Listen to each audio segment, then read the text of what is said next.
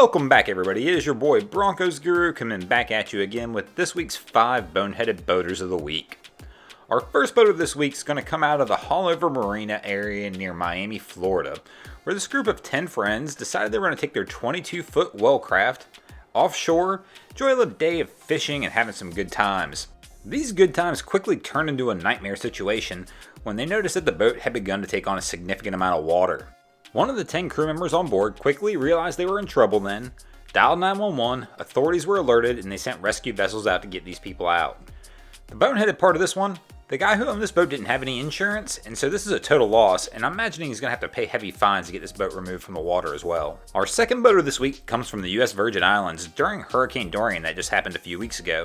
This guy decided he was going to take his little dinghy back out to his sailboat, and things didn't go so well for him. Almost looks like he's tinny bashing in Australia, but you know what? He's doing it on an inflatable boat instead.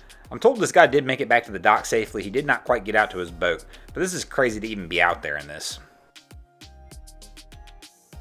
Our next boater on this list decided they were going to catch a cruise. Not in the way most of us would catch a cruise. These guys figured they'd pick one up while they were out on the water. These images are coming from their life raft when their vessel had become entangled in a 50-meter mooring line from a larger vessel. When their props did that, it actually ripped pieces of the hull apart and the boat started taking on water and they abandoned ship. Luckily, this cruise ship, the Pacific Dawn, picked up their emergency beacon and collected the men several hours later near the coast of New Caledonia without even having to alter its route. Here we have an image where a passenger on the Pacific Dawn caught the lifeboat and the other boat sinking in the background. These guys really were lucky they were able to be picked up, and lucky this life raft didn't flip over during this horrible ordeal as well. If you can't tell, these seas are pretty significant. The Pacific Dawn launched one of its lifeboats, sent it out to pick these guys up, and then went ahead and brought them on board. This had to be an incredible scene for these guys. I can't imagine going through this experience. I'm glad everybody made it out okay. Our next boater comes out of New York. We're on Brighton Beach, near Brooklyn in New York. This boat became entangled in the surf. I'm not sure how this happened, but I'm imagining they had a mechanical failure and the boat got washed in. Why they didn't drop an anchor, I have no clue. You'll see the jet ski that's sitting here. They're trying to toss a line to it so it can get out to the sea tow boat that you'll see out there beyond the breakers.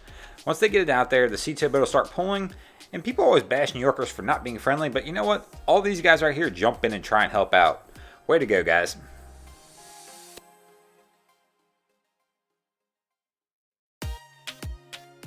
Our fifth and final boater this week will take us out to the West Coast, where a group of 3 people and their chihuahua had to be rescued by the Coast Guard off the coast of Oregon as they were trying to sail towards San Francisco, California. Something happened to their propulsion system and they lost power to the boat, and the Coast Guard was contacted. It's still a little strange to me though. You can't really tell from these images, but they're in 20-foot seas right now. There was a small craft advisory issued. Nobody was supposed to be in the water. Why they chose to sail anyway is beyond me. Way to go, boneheads. Thanks for watching, guys. I hope you enjoyed this week's video. If you ever see anything crazy happening on your waterways, be sure to hit me up on Facebook or Instagram. Kind of like VQ Naish did last week. I used some of his footage for some docking fails we had. Also, if you haven't yet, drop an anchor on that subscribe button. Give us a big thumbs up. We appreciate it, guys. Thanks.